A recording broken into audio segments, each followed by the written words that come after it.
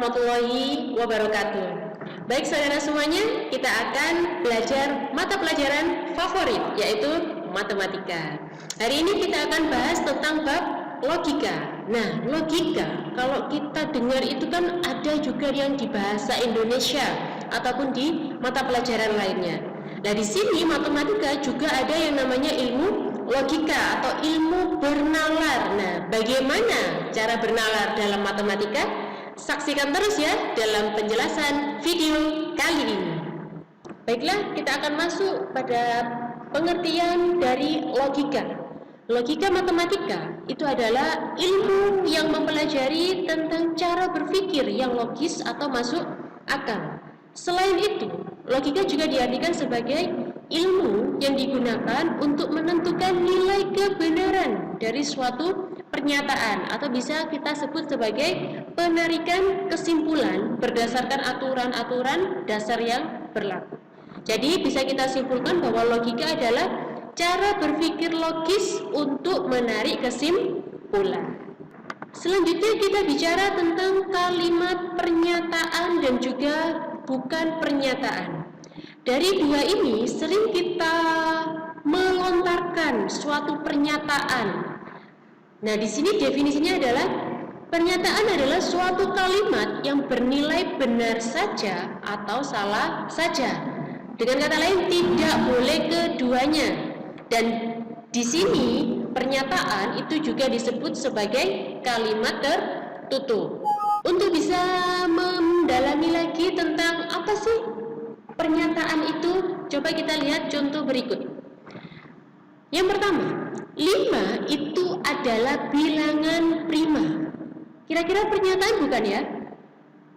Nah, kalau kita lihat dari definisi pernyataan itu tadi, merupakan suatu kalimat yang bisa dikatakan benar saja atau salah saja. Jadi salah satu nih, nggak boleh keduanya, benar atau salah. Jadi kita lihat pernyataan yang pertama, 5 adalah bilangan prima. Itu benar atau salah? Benar, iya. Jadi 5 itu adalah bilangan prima. Dan kalimat pertama ini adalah suatu pernyataan yang bernilai benar. Yang kedua, 14 merupakan bilangan kelipatan 5. Benar atau salah? Atau bukan pernyataan nih yang kedua? Kita lihat, kalimatnya adalah 14 merupakan bilangan kelipatan 5. 5 kali berapa ada 14? Ada enggak? Tidak ada ya. Berarti dia pernyataan bukan? Iya, jadi 2 juga termasuk pernyataan tapi bernilai salah. Kemudian, siapakah yang tidak mengerjakan PR? Ini kira-kira bisa dikatakan benar atau salah nih kalimatnya? Siapakah yang tidak mengerjakan PR? Kan tidak tahu siapa, kan gitu ya.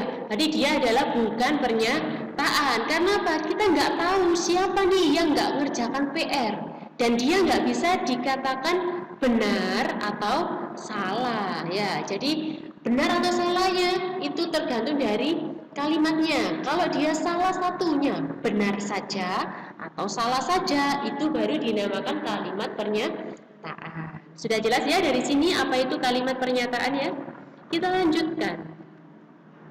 Lambang dari pernyataan itu bisa berupa huruf abjad, mulai dari kayak misalnya A, B, C, D dan selanjutnya. Tapi yang paling sering dipakai itu adalah P, Q, dan R. Ada S dan seterusnya, dan disimbolkan dengan huruf kecil. Nah, nilai kebenaran dari suatu pernyataan. B itu dikatakan benar, S itu salah. Contoh nih, pernyataan pertama kita simbolkan sebagai P. Bogor adalah kota hujan. Itu benar ya. Kemudian kita ke ingkaran. Ingkaran atau negasi. Kalau tadi kita bicara tentang simbol, definisi, nah sekarang kita bicara tentang ingkaran atau negasi atau lawan ya. Lambangnya adalah seperti ini. Dibaca bukan, tidak atau tidak benar bahwa. Contoh, tentukan negasi dari pernyataan berikut. Yang pertama kita simbolkan sebagai pernyataan P, yaitu 2 ditambah 5 sama dengan 7. Kalau kita sudah bicara pernyataan, berarti itu adalah suatu kalimat yang sudah bisa dinyatakan benar dan salah gitu ya. Dari 2 tambah 5 itu sama dengan 7, benar atau salah. Kita lihat, negasinya atau lawannya dari pernyataan ini adalah, nah simbolnya adalah lambang negasi dari pernyataan P. 2 ditambah 5, karena tadi kita bicara lawan, maka di sini sama dengannya itu kita ubah menjadi tidak sama dengan. Tadi bacanya adalah, kalau tadi pernyataan P adalah 2 ditambah 5 sama dengan 7.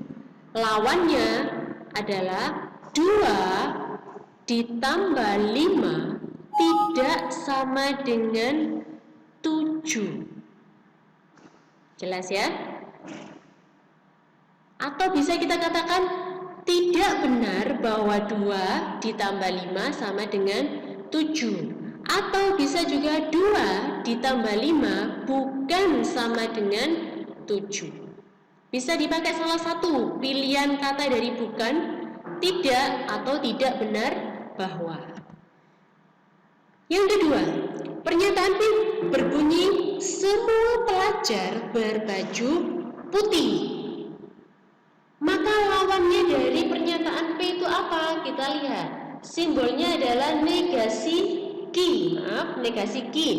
Jadi kalau tadi pernyataan ki itu adalah semua pelajar berbaju putih, maka lawannya adalah tidak semua pelajar berbaju putih. Atau tidak benar bahwa semua pelajar berbaju putih. Atau beberapa pelajar tidak berbaju putih, atau juga bisa ada pelajar yang tidak berbaju putih. Jadi kata-kata dari ingkaran itu opsional ya, bisa dipilih, bisa bukan, tidak, atau tidak benar bahwa. Atau kita bisa pakai kata-kata beberapa dan juga ada. Cukup jelas ya? Kita lanjutkan.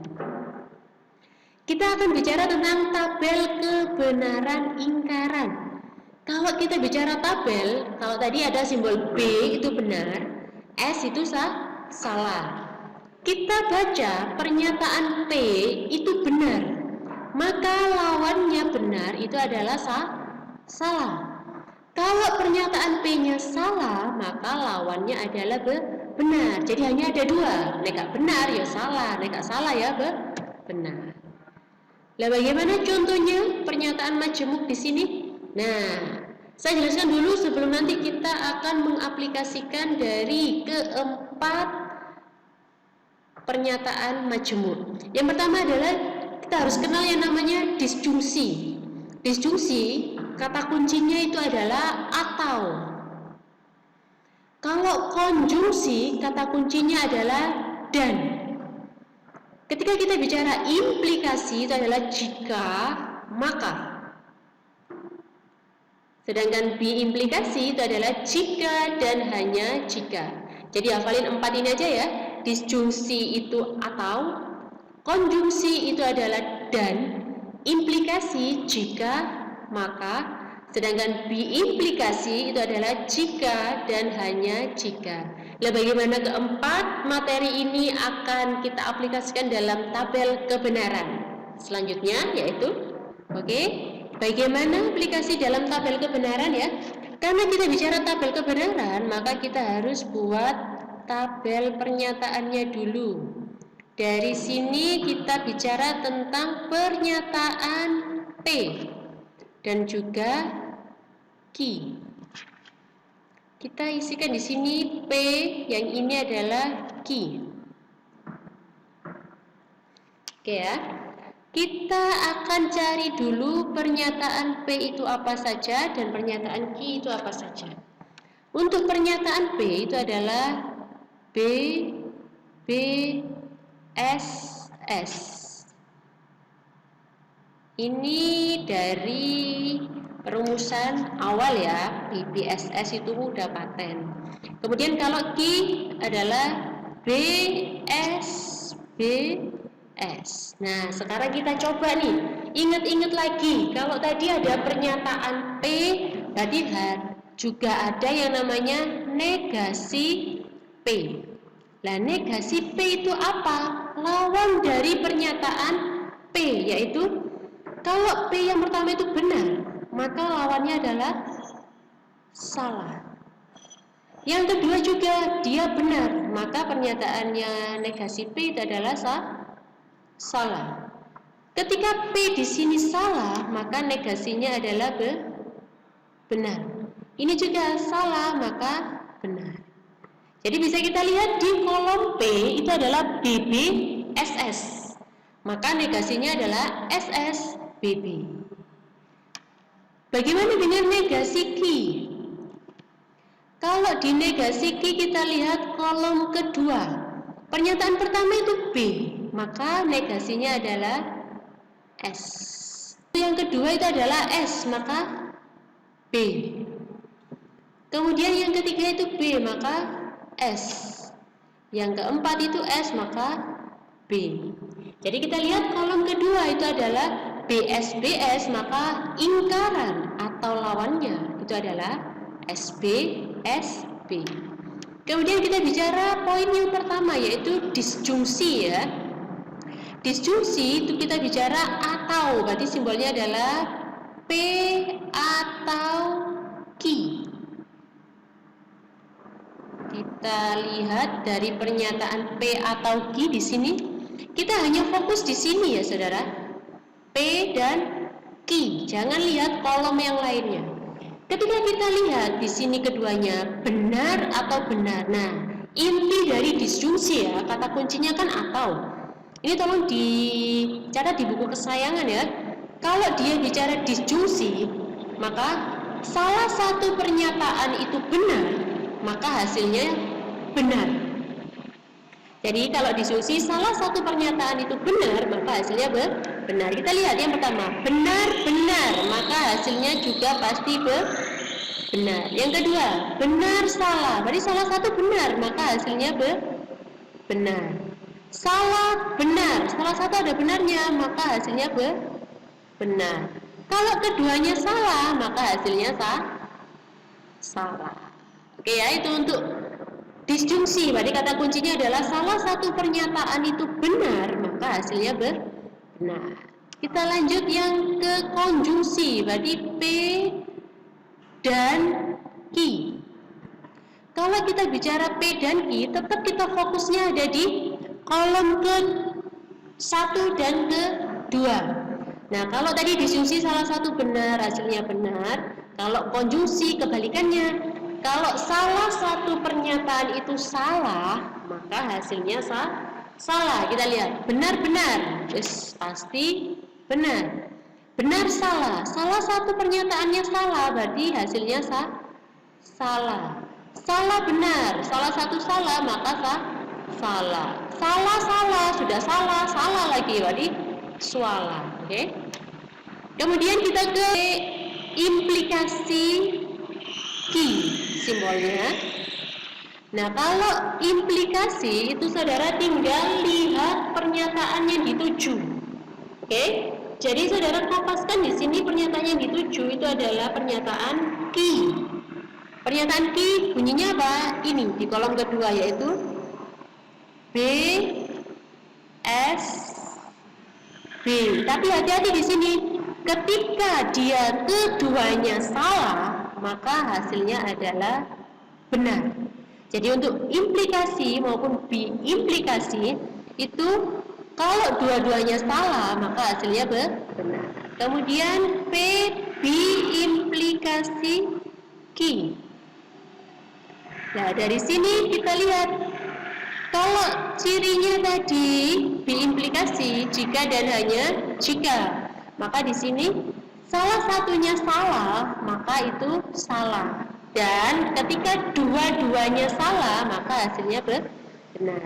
Kita tetap fokus di kolom 1 dan 2 ya. Benar, maka hasilnya benar. benar, salah. Beri salah satu salah, berarti hasilnya salah.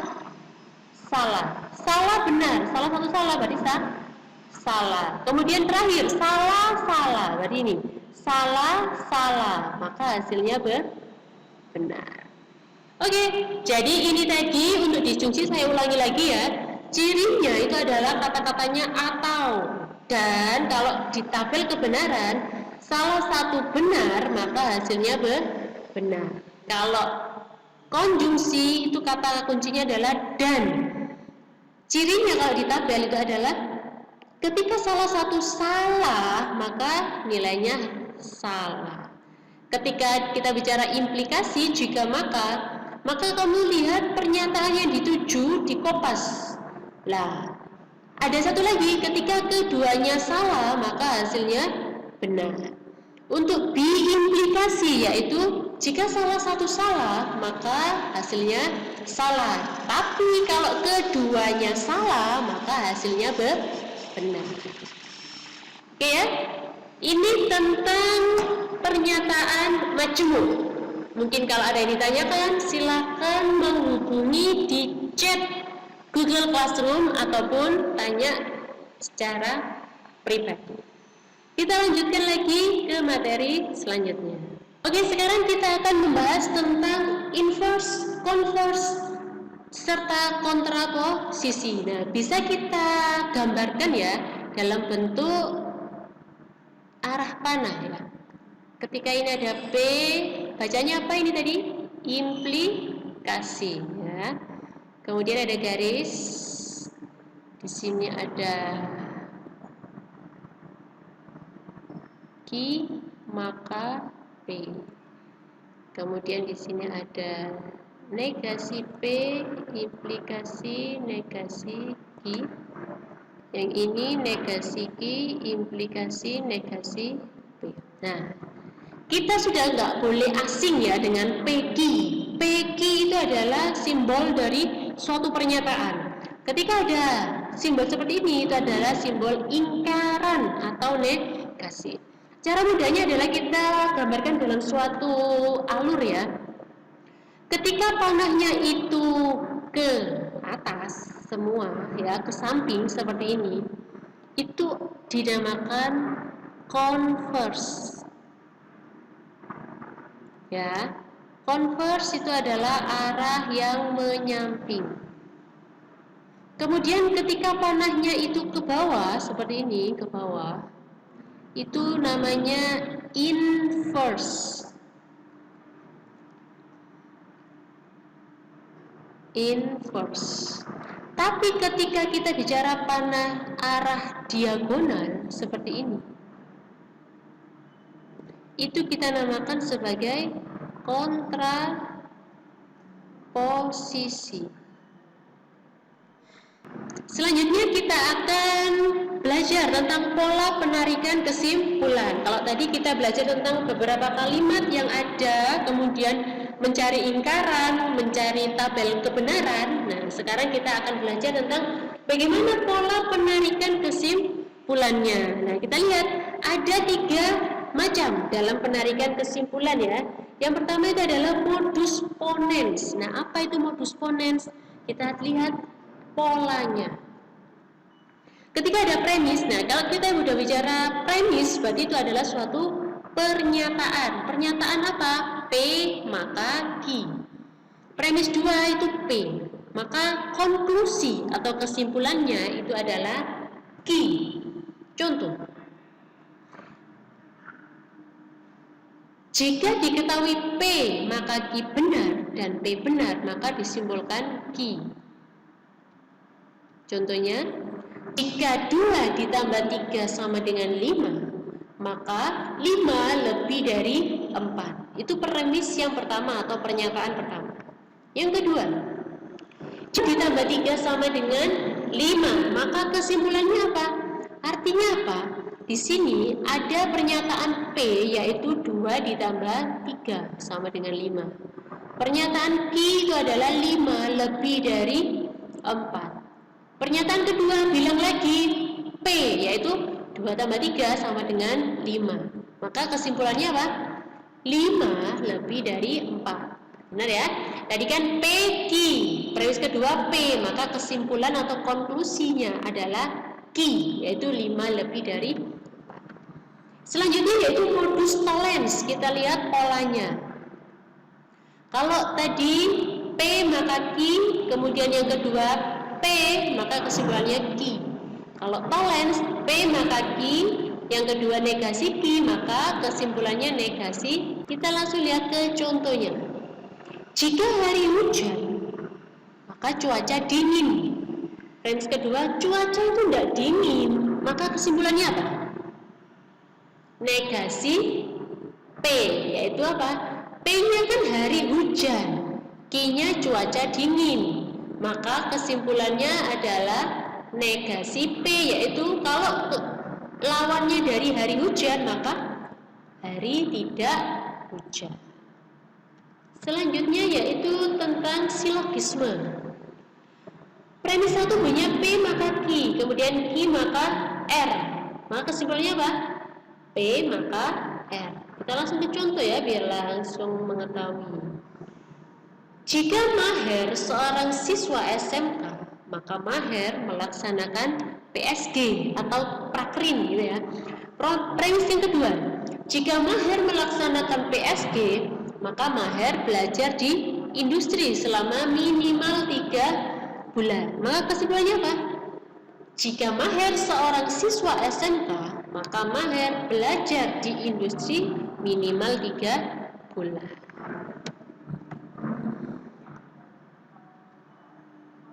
Nah, di sini ada yang namanya latihan ya. Tolong di sini dipelajari dan dikerjakan. Setelah sudah, silakan diupload di Google Classroom. Soal ini hanya ada 5 ya. Setelah menyaksikan video ini, tolong segera dieksekusi bagaimana caranya. Baiklah anak-anak, itu tadi penjelasan tentang materi logika. Jika belum paham, itu materi semuanya ada dalam LKS kalian. Tapi ketika nanti ada penambahan seperti tadi pernyataan yang belum ada di LKS, silakan dituliskan di buku kesayangannya. Jadi jangan lupa untuk tugas latihan 1 ini dikerjakan di folio bergaris dan diupload di Google Classroom. Sampai sini dulu untuk pembelajaran logika. Pada pembelajaran matematika kali ini, semoga apa yang saya sampaikan bisa memberikan penjelasan terhadap apa yang telah tertuang dalam pernyataan materi di LKS. Kurang lebihnya mohon maaf. Terima kasih atas perhatiannya. Assalamualaikum warahmatullahi wabarakatuh.